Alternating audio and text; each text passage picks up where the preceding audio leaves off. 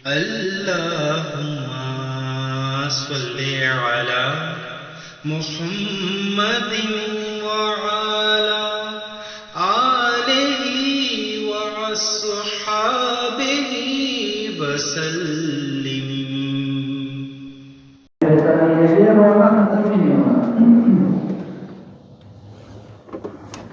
اصل میں بات یہاں بھی ہوئی ہے کہ رازق جو ہے وہ اللہ کی ذات ہے. ان اللہ هو الرزاق ذو القوة المتین. رزق دینے والی اللہ ہی کی ذات ہے اور بڑی قوت والی ذات ہے، بڑی مضبوط ذات ہے. لیکن اللہ تعالیٰ نے رزق کو بھی اسباب کے ساتھ جوڑا ہے. رازق اللہ ہے. ماں کے پیٹ میں جب ہوتا ہے انسان، اس وقت اس کا رزق لکھ دیا جاتا ہے کہ دنیا میں اس نے کتنا رزق کھانا ہے، کتنا رزق استعمال کرنا ہے، کتنا رزق پہننا ہے. رزق کے اصل معنی آتے ہیں حصہ. یہ عربی لفظ ہے وَتَجْعَلُونَ رِزْقَكُمْ أَنَّكُمْ تُكَذِّبُونَ. اب یہاں رزق حصے کے معنی میں کفار کو اللہ پاک فرما رہے ہیں کہ قرآن ہم نے اتارا اور تم نے اپنا حصہ اس قرآن میں سے کیا بنایا ہے کہ تم بس تکذیب ہی کرتے ہو، جھٹلاتے ہو خالی. تو رزق کے اصل معنی آتے ہیں حصہ. اور عرف میں رزق کس کو کہا جاتا ہے؟ جتنی بھی ضروریات زندگی ہیں، وسائل ہیں جتنے زندگی گزارنے کے، ان پر جو ہے رزق کا اطلاق ہوتا ہے.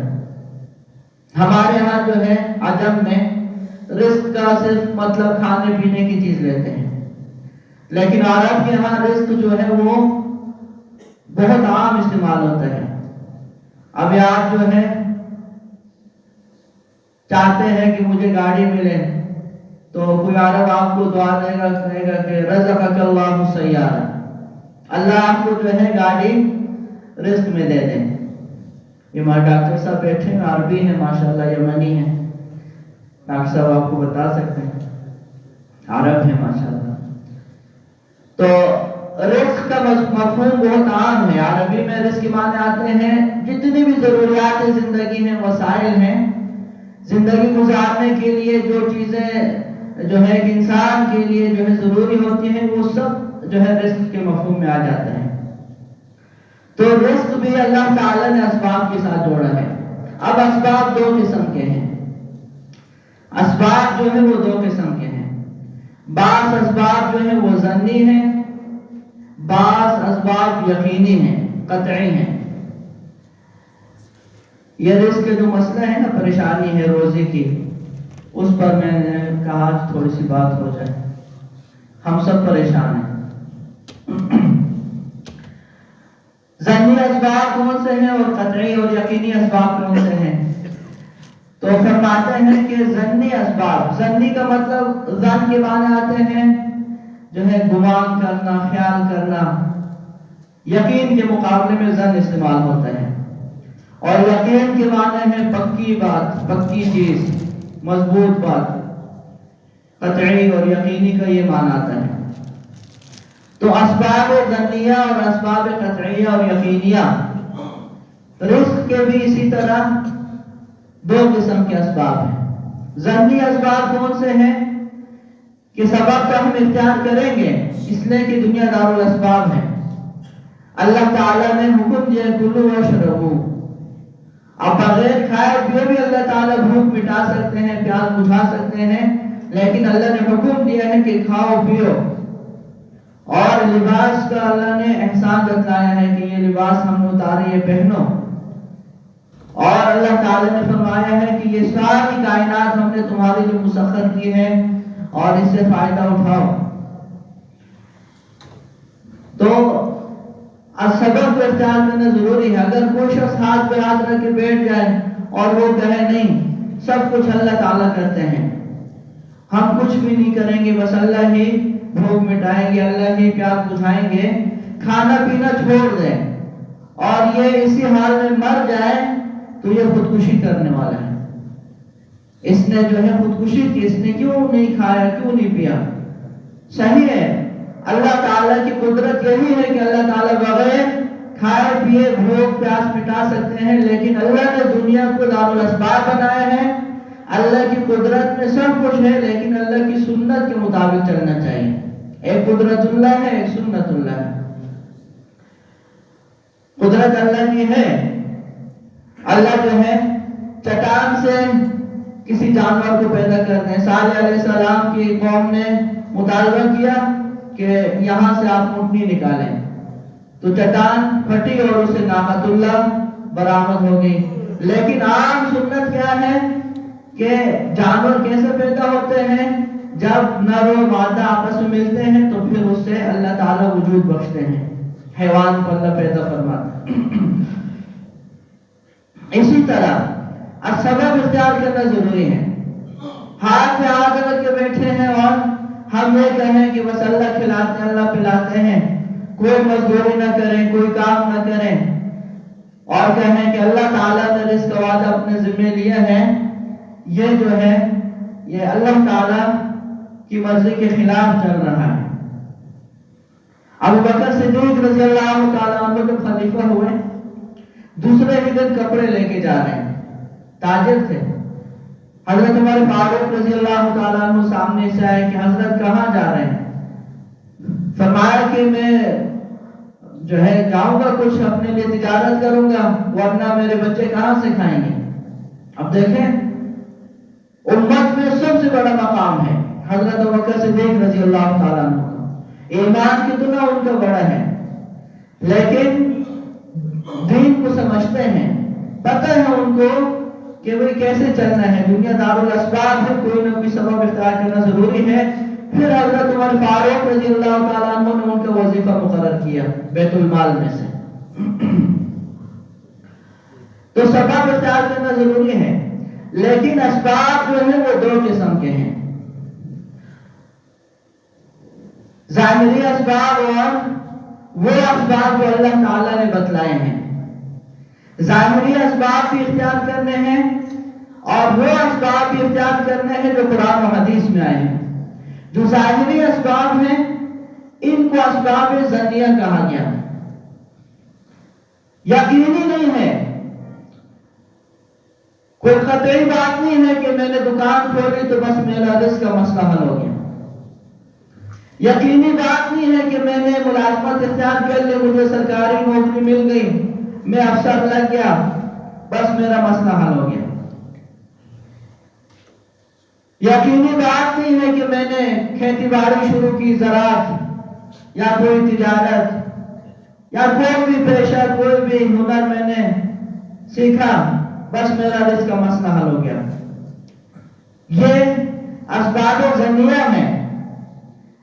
ہو سکتا ہے کہ اس دکان سے، اس ملازمت سے، اس تجارت سے میرا مسئلہ حل ہو جائے، اور یہ بھی ہو سکتا ہے کہ حل نہ ہو، کوئی اور سبب ہو جو ابھی تک میں نے اختیار نہیں کیا۔ تو رزق کے لیے سبب اختیار کرنا ضروری ہے، لیکن اسباب جو ظاہری ہیں، جو ہم دنیا کے اسباب اختیار کرتے ہیں، یہ اسباب ظن کے درجے میں ہیں، یہ یقین کے درجے میں نہیں۔ ضروری نہیں ہے کہ ان اسباب سے ہمیں رزق ملے، ہمارے مسائل حل ہوں، یہ کوئی ضروری نہیں ہے۔ دوسری قسم کے اسباب وہ ہیں جو یقینی اسباب ہیں، اگر ہم نے ان کو اختیار کیا تو ضرور ہمیں رزق ملے گا۔ اور اس کا مطلب میں نے بتایا کہ وسائل زندگی گزارنے کے لیے اور معاش کی ضروریات اور جتنے اسباب ہیں زندگی گزارنے کے لیے، وہ سب رزق میں آ جاتے ہیں۔ کھانے کی چیزیں بھی ہو گئی، پینے کی چیزیں بھی ہو گئی، لباس پوشاک بھی اس میں آ گیا، سواری بھی اس میں آ گئی، بیوی بچے بھی اس میں آ گئے، گھر بھی اس میں آ گیا، ساری چیزیں اس میں آ جائیں گی رزق میں۔ دوسری قسم کی وہ اسباب ہیں جو قرآن و حدیث نے بیان کیے ہیں، جو اللہ تعالیٰ نے جناب نبی کریم صلی اللہ علیہ وآلہ وسلم نے بیان کیے ہیں کہ اگر تم نے یہ اسباب اختیار کیے تو یقینی طور پہ تمہیں رزق ملے گا۔ ان اسباب کو کہا جاتا ہے اسباب یقینیہ، اسباب قطعیہ۔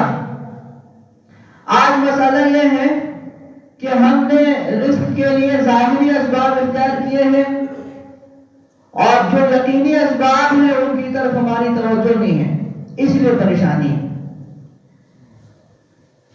اسباب ضروریہ سے ضرور رزق ملے، یہ وعدہ اللہ تعالی نے نہیں فرمایا یہ، لیکن اسباب یقینیہ جو ہیں ان سے ضرور رزق ملے گا، یہ منصوص باتیں ہیں، یہ قرآن و حدیث میں آئی ہیں، یہ ضرور وعدہ پورا ہوگا۔ تو آج رونا سارا اسی لیے ہے کہ ہم لوگوں نے اسباب یقینیہ کو چھوڑ دیے ہیں، اسباب ظنیہ کو اختیار کیے ہیں۔ نوکری بھی ہے، لاکھوں روپے آ رہے ہیں مہینے کے، لیکن رونا ختم ہی نہیں ہو رہا، پریشانیاں ختم ہی نہیں ہو رہی، مسائل میں بڑھتے جا رہے ہیں۔ ایک جگہ جو ہے مسئلہ حل ہوتا ہے، 10 مسئلے اور سامنے ہوتے ہیں، یہاں سارا پیسہ چلا گیا، اب پریشان ہو، اب کیا کریں؟ وجہ کیا ہے کہ اسباب ظنیہ کو صرف اختیار کیا ہے، اسباب یقینیہ کو ہم نے چھوڑ دیا ہے۔ اسباب یقینیہ کون سے ہیں؟ کچھ اعمال، کچھ اسباب میں بتاتا ہوں، اور بھی بہت سارے ہیں، لیکن کچھ کا احاطہ بھی ہو جائے تو یہ بھی بہت ہے، وقت کی کمی ہمارے پاس۔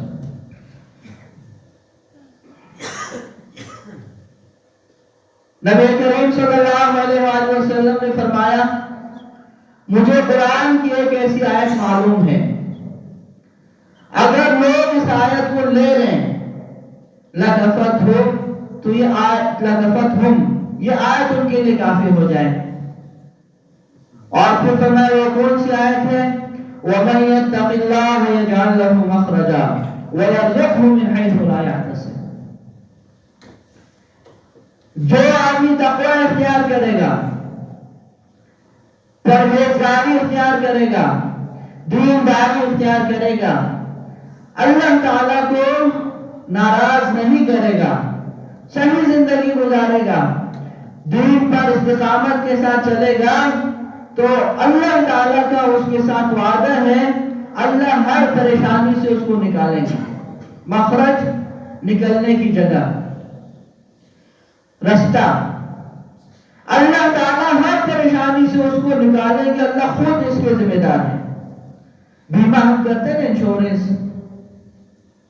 بیمہ کئی انشور ہو جاتے ہیں، تو یہ کیا ہے؟ اللہ تعالیٰ فرما رہے ہیں تقوی اختیار کرو، دین والی زندگی اختیار کرو۔ تقوی کے معنی اصل میں آتے ہیں بچنا، اپنے آپ کو اللہ کی نافرمانیوں سے بچانا، گناہوں سے اپنے آپ کو بچانا، اس کو کہتے ہیں تقوی۔ جو آدمی تقوی والی زندگی اختیار کرے گا، اللہ تعالیٰ خود اس کے لیے ہر پریشانی سے نکلنے کا راستہ بنائیں گے، اور ایسی جگہ سے رزق عطا فرمائیں گے جس کے اس کو وہم و گمان بھی نہیں ہوگا۔ دیکھیں، یہ یقینی سبب ہے، روزی کا، رزق کا یہ یقینی سبب ہے کہ جو آدمی تقوی اختیار کرے گا، اللہ تعالیٰ اس کو کسی کا محتاج نہیں کرے گا، اللہ ایسی جگہ سے رزق عطا کریں گے جس کا وہم و گمان بھی نہیں ہوگا۔ آج یہ تو ہم کہتے ہیں کہ جو ہے مہنگائی ہو گئی ہے، حالات خراب ہو گئے ہیں، ایسا ہے ویسا ہے، اور بیماریاں ہیں، فلاں ایسا ہے فلاں ویسا ہے، بس دوسروں کی طرف ہماری انگلیاں اٹھی ہوئی ہیں۔ ہم نے کبھی اپنے گریبان میں نہیں جھانک کے دیکھا کہ میں خود کیسا ہوں۔ یہ سارے لوگ اللہ پاک فرماتے ہیں، پورا ملک پاکستان، ایک مثال دے رہا ہوں، یہ متقی ہو جائے، تقوی والی زندگی اختیار کرے، اللہ پاک فرماتے ہیں میں ایسی جگہ سے رزق دوں گا کہ ان کو جو ہے کہ وہاں گمان میں بھی نہیں ہوگا۔ وَلَوْ أَنَّ أَهْلَ الْقُرَىٰ آمَنُوا وَاتَّقَوْا لَفَتَحْنَا عَلَيْهِمْ بَرَكَاتٍ مِّنَ السَّمَاءِ وَالْأَرْضِ۔ اگر ان بستیوں والے، ان شہروں والے ایمان اور تقوی والی زندگی اختیار کریں، اللہ پاک فرماتے ہیں ہم آسمان اور زمین کی برکتوں کے دروازے ان کے لیے کھول دیں گے۔ امام ابو داؤد رحمہ اللہ، سنن ابی داؤد جنہوں نے لکھی ہے، صحاح ستہ میں سے ہے سنن ابی داؤد، وہ دیکھتے ہیں کہ میں نے ایسے علاقے دیکھے جو صحیح معنی میں تقوی و پرہیزگار لوگ تھے اور اپنے مال کی صحیح زکاتیں ادا کرتے تھے، زمین کا عشر ادا کرتے تھے، تو ان کی زمینوں میں اتنی برکت تھی، گندم کا دانہ میں نے دیکھا کھجور کی گھٹلی کے برابر. کھجور کی جو گھٹلی ہوتے ہیں نا، گندم کا دانہ آپ دیکھیں چھوٹا سا ہے، کھجور کی گھٹلی کتنی بڑی ہے. اتنے میں نے گندم کے دانے دیکھے. میں نے ککڑی دیکھی، ککڑی قصہ جو ایک سبزی ہے، ککڑی میں نے دیکھی 13 بالشت کی، 13 بالشت کی ایک ککڑی. ابھی کتنی چھوٹی چھوٹی ککڑی. میں نے ایک نارنگی دیکھی، نارنج، ایک نارنگی میں نے دیکھی اتنی بڑی کہ اس کو جب 2 ٹکڑے کیا گیا، اونٹ پر اس کو لادا گیا، ایک طرف ایک ٹکڑا ایک طرف دوسرا ٹکڑا. یہ وہ کیا بتانا چاہ رہے ہیں امام ابو داؤد رحمہ اللہ کہ جب لوگ ایمان و تقوی والی زندگی اختیار کریں گے، جب دین والے بنیں گے، یہ 1-2 کی دینداری پر یہ وعدہ نہیں ہے، یہ 10% پر وعدہ نہیں ہے، یہ 50% پہ بھی نہیں ہے، یہ جو ہے 95% پر ہے. جب 95% لوگ ایمان و تقوی والی زندگی اختیار کریں گے تو پھر اللہ تعالیٰ نے فرمایا ہے میں آسمان اور زمین کی برکتوں کے دروازے ان کے لیے کھول دوں گا. مہنگائی ہے، پریشانی ہے، مسائل ہیں، سارے ظالم ہم پر مسلط ہو چکے ہیں. یہی باتیں ہیں ہماری سب. ان باتوں سے کوئی مسئلے حل نہیں ہوں گے. مسئلہ کس سے حل ہوگا کہ ہم میں سے ہر ایک اپنی اصلاح کرے. ہم جو عوام ہیں نا، ہم میں سے ہر ایک تقوی والی زندگی اختیار کرے، توبہ کرے، اللہ سے معافی مانگے، گزشتہ زندگی پر آئندہ صحیح چلے. پھر دیکھیں اعمالکم اموالکم، تمہارے اعمال ہی تمہارے حکمران ہیں. اعمال ہمارے جو ہے قبطیوں کے ہیں، فرعونیوں کے ہیں، اور ہم کہتے ہیں کہ عمر بن عبدالعزیز ہمارے بادشاہ بن جائیں. یہ نہیں ہو سکتا. اعمال ہمارے کافروں کو ہوں اور ہم کہیں کہ عمر بن خطاب رضی اللہ تعالیٰ عنہ جیسا ہمیں حکمران ملے. یہ نہیں ہو سکتا. یہ ایسی اپنے آپ کو بیوقوف بنانے والی بات ہے. ووٹ دینے سے کچھ نہیں ہوگا کہ ووٹ ہم اچھا حکمران لے آئیں گے. نہیں، اعمال صحیح کرنے سے ہوگا. ہم اپنے اعمال صحیح کریں، تقوی والی زندگی اختیار کریں، اللہ کے ساتھ اپنا معاملہ صحیح کریں، دین پہ صحیح چلیں، پھر ہمیں ووٹ دینے کی بھی ضرورت نہیں ہے. خود اچھا حکمران آئے. جیسے روح ویسے فرشتے، جیسا منہ ویسا تھپڑ، جیسے ہمارے اعمال ہیں ویسے ہمارے حکمران ہوں گے. ایسی مہنگائی ہوگی، ایسے حالات آئیں گے، نیچے سے ہم لوگ پتھر مارے، اوپر سے یہ توقع رکھیں اوپر سے پھول برسے. یہ نہیں ہو سکتے. جیسے اعمال جائیں گے ایسے اوپر سے فیصلے آئیں گے. نیچے سے ہم اچھے اعمال بھیجیں، دیکھیں اوپر سے کیسے فیصلے آتے ہیں. تو رزق کا یقینی سبب جو ہے ایک تقوی ہے. حضور علیہ السلام نے فرمایا جو تقوی اختیار کرے گا اس کو اللہ تعالیٰ ہر پریشانی سے خود نکالیں گے. ایسی جگہ سے رزق عطا کریں گے جس کے اس کو وہم و گمان بھی نہیں ہوگا. دکان سے رزق ملے یہ یقینی نہیں ہے، ملازمت سے رزق ملے یقینی نہیں ہے، تجارت زراعت سے رزق ملے یقینی نہیں ہے.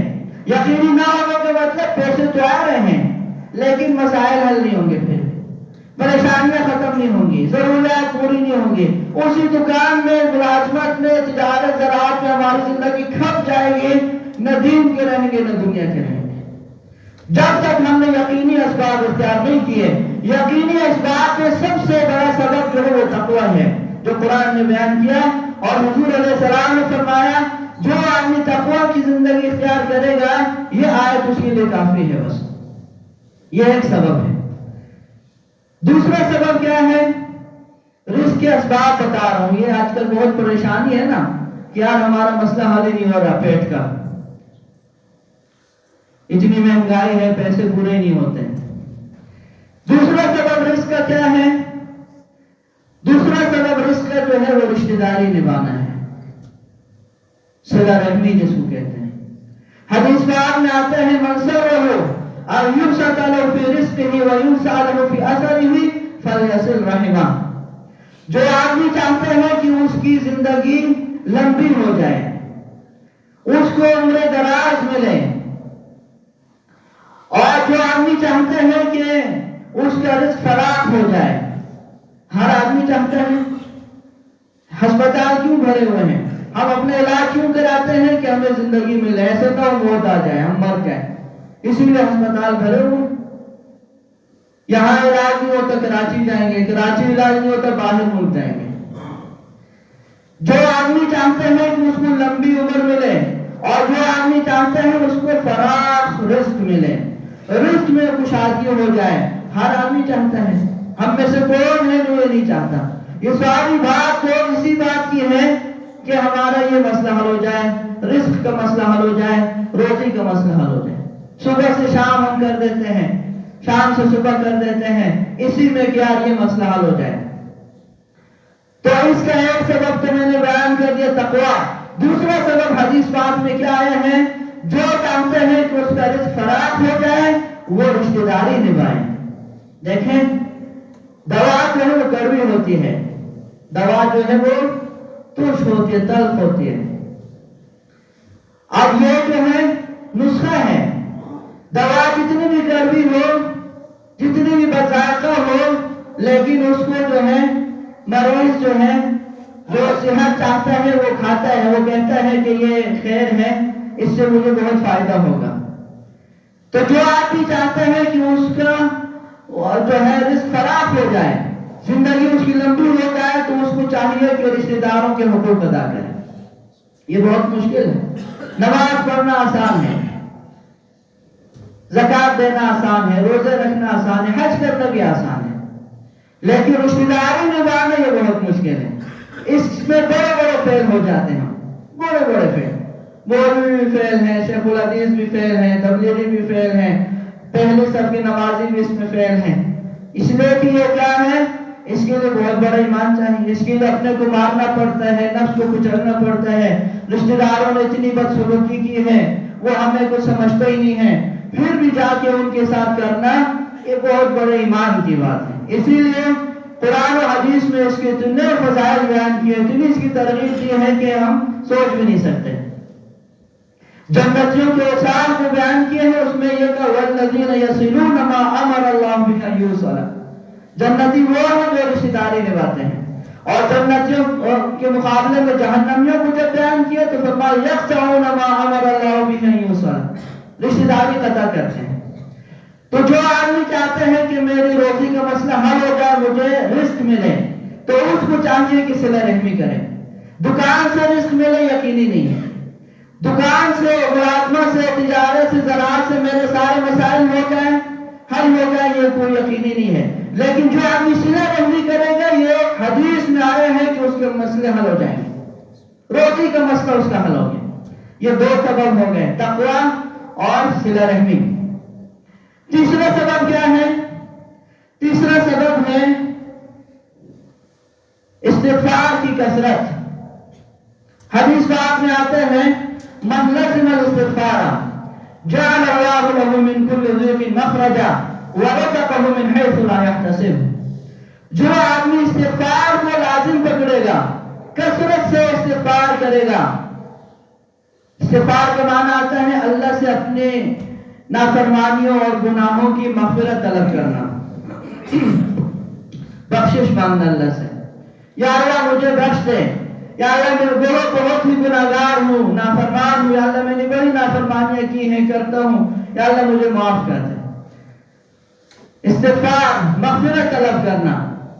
جو آدمی کثرت سے استغفار کرتا ہے، اللہ تعالیٰ کا اس کے ساتھ وعدہ ہے کہ اللہ تعالیٰ اس کو ہر پریشانی سے نکالیں گے، ایسی جگہ سے اس کو رزق دیں گے جس کا اس کو وہم و گمان بھی نہیں ہوگا۔ یہ بھی ایک سبب ہے رزق کا، اور یقینی سبب ہے۔ رزق کے اسباب بیان کیے جا رہے ہیں، یقینی سبب ہے استغفار کی کثرت کریں۔ یہ قرآن کا بھی وظیفہ ہے۔ فَقُلْتُ اسْتَغْفِرُوا رَبَّكُمْ إِنَّهُ كَانَ غَفَّارًا يُرْسِلِ السَّمَاءَ عَلَيْكُمْ مِدْرَارًا وَيُمْدِدْكُمْ بِأَمْوَالٍ وَبَنِينَ وَيَجْعَلْ لَكُمْ جَنَّاتٍ وَيَجْعَلْ لَكُمْ أَنْهَارًا۔ استغفار کرو تو اللہ تعالیٰ تمہارے گناہوں کو بخشیں گے اور اللہ تعالیٰ تمہیں مال دیں گے، اللہ تمہیں نرینہ اولاد دیں گے، اللہ تمہارے لیے موسلادھار بارشیں برسائیں گے، اللہ تمہارے لیے باغات لگائیں گے، نہریں چلائیں گے۔ یہ استغفار پر یہ وعدے ہیں۔ اور یہ قرآن کا وظیفہ ہے، یہ کسی جو ہے مولوی کا بتایا ہوا نہیں ہے، کسی تعویذ والے کا بتایا ہوا نہیں ہے، یہ قرآن کا وظیفہ ہے۔ اس بار میں نے کئی مرتبہ آپ حضرات سے بات عرض کی ہے، کچھ لوگ آئے میرے پاس کہ بھئی ہماری اولاد نہیں ہو رہی، کچھ نے کہا کہ نرینہ اولاد نہیں ہے، تو میں نے ان کو یہ وظیفہ بتایا کہ بھئی آپ دن میں 1000 مرتبہ استغفر اللہ کہیں، 1000 مرتبہ، 1000 نہ ہو سکے تو کم از کم 300 مرتبہ، یہ کثرت ہے، 300 مرتبہ۔ تو کچھ عرصے بعد جو آئے ہیں سب کو اللہ نے جو ہے اولاد سے نوازا ہے۔ 3 واقعات جو ہے میں نام لے کے بتا سکتا ہوں کہ کون کون لوگ ہیں، آپ میں بھی بعض حضرات ان کو جانتے ہیں۔ تو یہ کیا ہے؟ یہ یقینی سبب ہے رزق کا، جو استغفار کو لازم پکڑے گا۔ کوئی بھی پریشانی آئی نا ہم پہ، کسی کو بتانے کی ضرورت نہیں ہے، بس استغفار شروع کر دیں۔ وجہ یہ ہے کہ حالات جو آتے ہیں، پریشانیاں جو آتی ہیں، وہ گناہوں کی وجہ سے آتی ہیں۔ مَن یعمل سوءا یجزَ بہ، قرآن کے اصول ہے، جو بھی گناہ کرے گا اس کو سزا ملے گی۔ پھر سزا مسلمان کو جو ہے دنیا میں ملتی ہے، مسلمان کو سزا دنیا میں ملتی ہے۔ کبھی کوئی پریشانی آ جاتی ہے، بیماری آ جاتی ہے، کبھی رزق کے اعتبار سے تنگی آ جاتی ہے، کبھی کوئی مسئلہ، کبھی کوئی مسئلہ، یہ جو ہے گناہوں کی وجہ سے ہوتا ہے۔ اور جب آدمی استغفار کی کثرت شروع کر دیتا ہے تو وہ گناہ دھل جاتے ہیں اور وہ بندش ختم ہو جاتی ہے اور پھر اس کا مسئلہ حل ہونے لگتا ہے۔ اس لیے استغفار کی کثرت ہونی چاہیے۔ پہلا سبب کیا بیان کیا؟ تقویٰ۔ دوسرا سبب کیا ہے؟ صلہ رحمی۔ تیسرا سبب استغفار کی کثرت۔ چوتھا سبب قرآن و حدیث میں رزق کے اسباب جو بیان کیے ہیں ان کو بیان کر رہا ہوں۔ چوتھا سبب ہے علم دین حاصل کرنا، قرآن و حدیث میں مہارت حاصل کرنا، عالم بننا، حافظ بننا۔ اس کی وجہ سے بھی اللہ تعالیٰ جو ہے ایسی جگہ سے رزق دیتے ہیں جس کا وہم و گمان بھی نہیں ہوتا۔ اور علماء کی زندگی اس کی سب سے بڑی جو ہے دلیل ہے۔ ظاہر کچھ بھی ان کے پاس نہیں ہے، کوئی جو ہے وہ ملازمت نہیں کر رہے، نہ ان کے پاس کوئی 17 گریڈ ہے، نہ کوئی 18 گریڈ ہے، نہ ان کے پاس کوئی جو ہے بڑا مال ہے، نہ کوئی ان کے پاس کوئی دکان ہے، نہ کوئی زراعت ہے، نہ کوئی تجارت ہے، لیکن اس کے باوجود جو ہے علماء الحمدللہ اچھی سے اچھی زندگی گزار رہے ہیں، کسی کے محتاج نہیں، تمام ضروریات زندگی اللہ تعالیٰ نے ان کو مہیا کی ہیں، اچھے سے اچھے طریقے سے کھا پی رہے ہیں، پہن رہے ہیں، برت رہے ہیں، اور ظاہر کچھ بھی نہیں ہے لیکن 3 4 5 10 حج کیے ہوئے ہیں، 20 حج کیے ہوئے ہیں۔ حالانکہ یہاں جو ہے لاکھوں روپے کمانے والے ایسے لوگ ہوتے ہیں جنہوں نے ابھی تک حج نہیں کیا، کسی چیز کی محتاج نہیں ہے، اولاد اللہ نے دی ہے، 2 3 4 بیویاں ہیں۔ وجہ کیا ہے؟ انہوں نے بھی سبب اختیار کیا ہے، لوگ سمجھتے نہیں ہیں۔ انہوں نے یقینی سبب اختیار کیا، لوگوں نے ظنی سبب اختیار کیا، لوگوں نے جو اسباب اختیار کیے ہیں اس پہ اس کا وعدہ یقینی نہیں ہے، عالم نے جو سبب اختیار کیا ہے اس پہ اس کا وعدہ یقینی ہے۔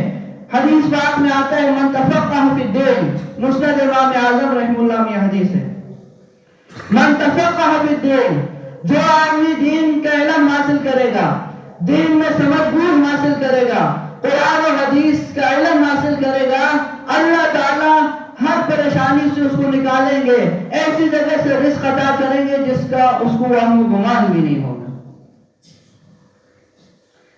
جس وقت آ کے دیکھیں فریج میں گوشت پڑا ہوا ہے مولوی صاحب کے، گھر میں ہر وقت مٹھائی موجود ہے، ہر وقت گھر میں جو ہے فروٹ موجود ہے، ظاہر کچھ بھی نہیں ہے۔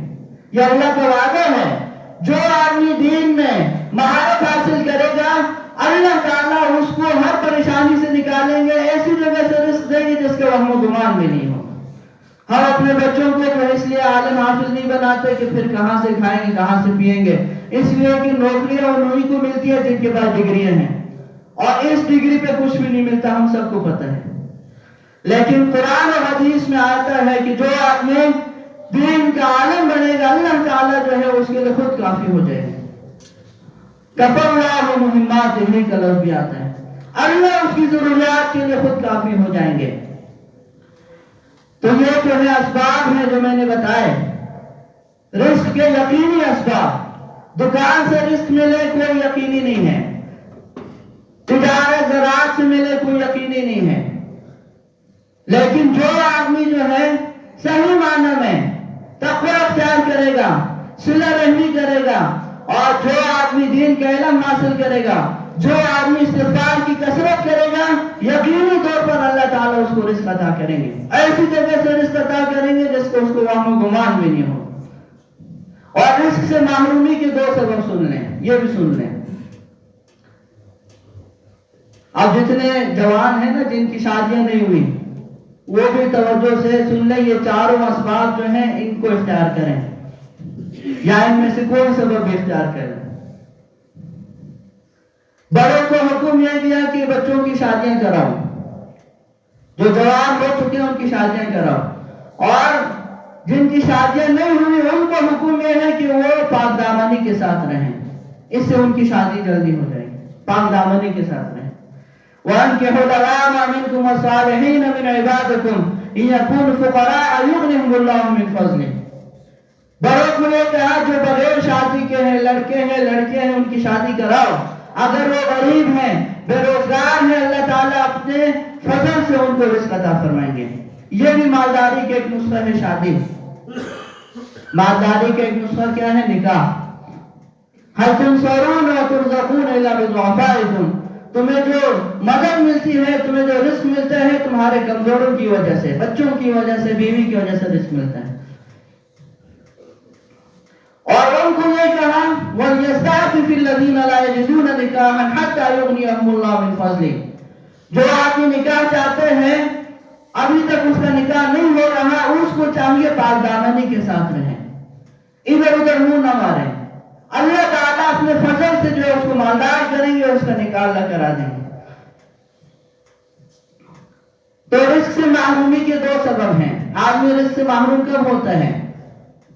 ایک سبب ہے گناہ۔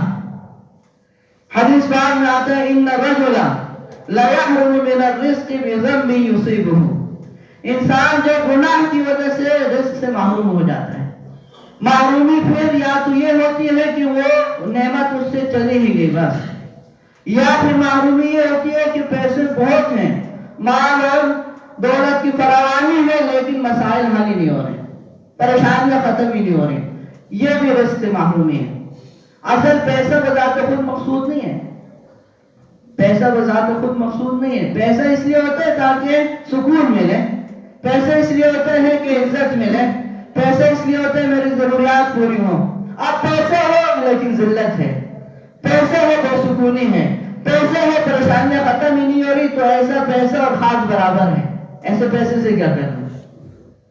تو اس لیے کہا گیا کہ گناہ سے آدمی بچے، گناہ کی وجہ سے انسان رزق سے محروم ہو جاتا ہے۔ گناہ میں کتنا بڑا گناہ ہے نماز چھوڑنا، کتنا بڑا گناہ ہے۔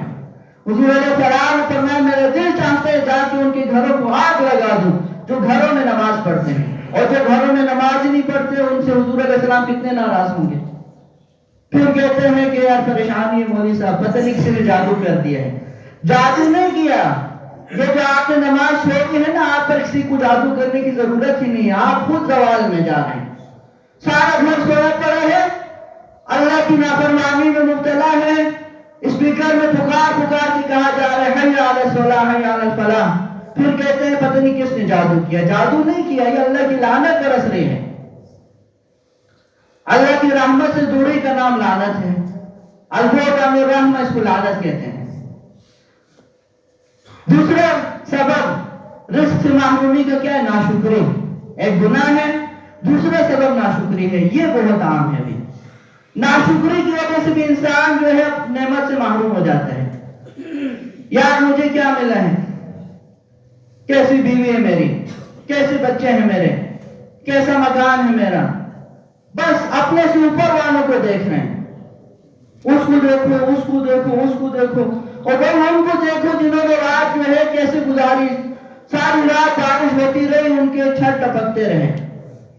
उनको देखो जो झुग्गियों में हैं, उन्होंने किस तरह रात गुजारी होगी, जरा हम सोचें। मैदानों में है खुले, किस सर्दी से वो दो चार हैं, किस परेशानी से वो दो चार हैं। अपने से नीचे वालों को देखो यार, फिर देखो कैसी सुकून की जिंदगी मिलती है। हमने जो है हमेशा ऊपर वालों को देखा, जो आदमी ऊपर वालों को देखेगा कभी इसको शुक्र की तौफीक नहीं मिलेगी। और जो नाशुक्र है, जिसकी जुबान से आपने सुना ना कि नाशुक्री के अल्फाज हैं, आप समझ जाएं इसके हालात अब बद से बदतर होते चले जाएंगे। अभी तक इतना परेशान नहीं, अब आगे देखना और परेशान होगा जो नाशुक्री कर रहा है। और जो हर वक्त कहते हैं अल्लाह का शुक्र है, अल्हम्दुलिल्लाह, अल्लाह ने बहुत कुछ दिया है, अल्हम्दुलिल्लाह मैं बहुत सुकून में हूँ, अल्लाह का बड़ा फजल है, आप समझ जाए और अच्छा होगा, इसके हालात अब और अच्छे होते चले जाएंगे। अल्लाह पाक इन बातों पर अमल की तौफीक अता फरमाए।